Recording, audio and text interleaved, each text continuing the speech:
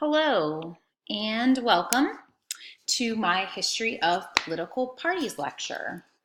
So by the end of this lecture, you will be able to identify and explain 5 party eras in American history, and you will also be able to explain the consequences of a divided government. So let's start at the beginning, and we've spoken about this before, but just to recap, at the start of our country, 2 political parties emerge. One led by Alexander Hamilton, who led the Federalist Party.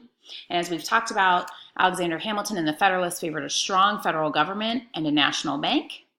And their coalition includes, for the most part, side bringing us the Democrat Republican and oppose the national bank and planters. Face off against John Adams. Why is this significant? Gave up power after 1828 to 18 by Andrew Johnson. Led by era no white male suffrage becomes a mass built from the brunt of having who nominated candidates. We see that president making the third era that we went to 1928 dominated American Democrats. We see the Republicanized slavery party. Republicans elect Lincoln transformation or Travis, right? Or a fixture and primarily dominate. Time is the William McKinley. McKinley wins to remain oppression.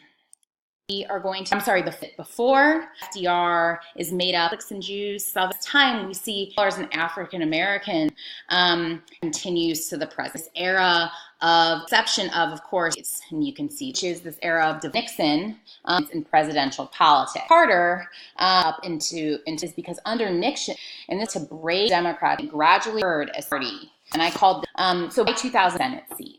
Divided government. First time in the 20s, the opposition party. So the pattern of divided, I'm going to tell you about here in a minute. Same party has continued.